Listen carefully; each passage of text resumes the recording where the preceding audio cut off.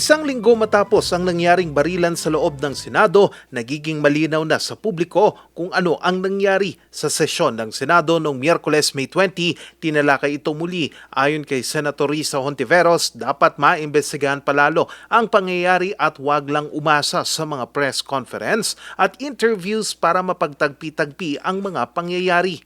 Hindi ako mapanatag na simula nung Lunes, ang ipinapakita natin ay para bang walang nangyari.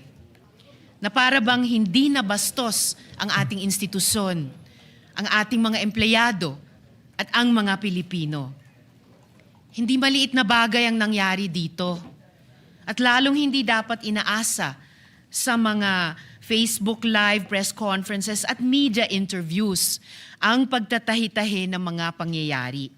Nasaktan at naging emosyonal naman si Senator Pia Cayetano sa sinabi ni Senator Risa Hontiveros. Kaya para sabihin nyo na walang nangyari, napakasakit para sa aming lahat na nandito. And as I said, 2 pintuan na nagpo-protect sa akin sa putukan. Pero yung media, yung Senate staff, yung hindi naman makauwi dahil sila ang security, sila ang elevator women and boys natin, nandoon po sila. So dear colleagues, napakarami nang nangyari. And one more thing, wala ho akong sinisisi. Pero nung pagkatapos ng lahat, pagtingin ko ng group natin, yung dating majority group, walang ni isa sa inyong nangamusta sa amin. Some of you I've known for 20 years, 10 years, and I didn't even hear any of you say, kumusta na kayo dyan? Pinakalma naman ni Senator Loren Legarda at Senator Camille Villar si Senator Pia Cayetano matapos ang kanyang naging talumpati. Agad namang nilinaw ni Senator Risa Hontiveros ang kanyang sinabi.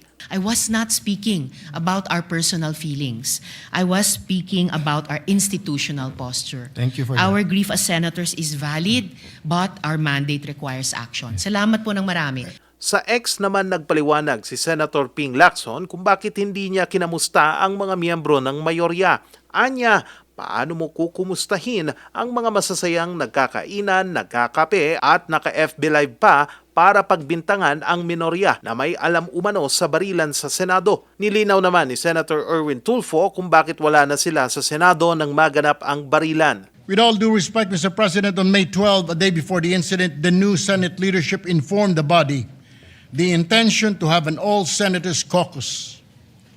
On May 13, the day of the incident around 5:02 p.m., it was modified to a majority-only caucus. Naturally, members of the minority who were no longer part of those internal deliberations eventually went home, Mr. President. Iginit naman ni DILG Secretary John Vic Remulla na walang nangyaring pag-atake sa Senado. Kung ang CIDG ang tatanungin, panic firing lamang daw ang nangyari dahil inakala ng mga kinatawan ng OSAA na nasa lugar pa ang mga kinatawan ng NBI.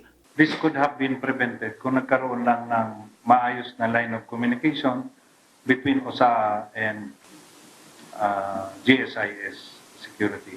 Pinalagan naman ito ni Senate President Alan Peter Cayetano at plano lamang daw ito para matibag ang mayorya, lalo pat ilang araw nang umuugong na magkakaroon muli ng kudeta sa Senado. There's a lot of lies, misdeception, miscommunication ongoing. Okay. But yung members namin, we say we'll hold together. Manipis talaga, kaya grabe yung pang-intriga, grabe yung pakiusapan.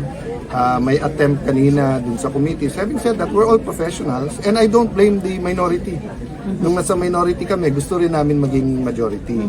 Diba? So ang tinutulay ko is that basta dun lang tayo sa tama pare-pareho, we're willing to work with you. Dagdag pa niya, ipagpapasa Diyos na lamang niya kung magtatagal pa siya bilang Senate President. Sa sesyon ng Senado noong Miyerkules, inabangan ng lahat kung magkakaroon muli ng kudeta pero walang nangyari. Sa ngayon, 13 ang miyembro ng mayorya habang 11 naman sa minorya matapos sumali rito sina Senator Miguel Zubiri at Senator JV Ejercito Estrada. Charles Nicolimon, RNG News.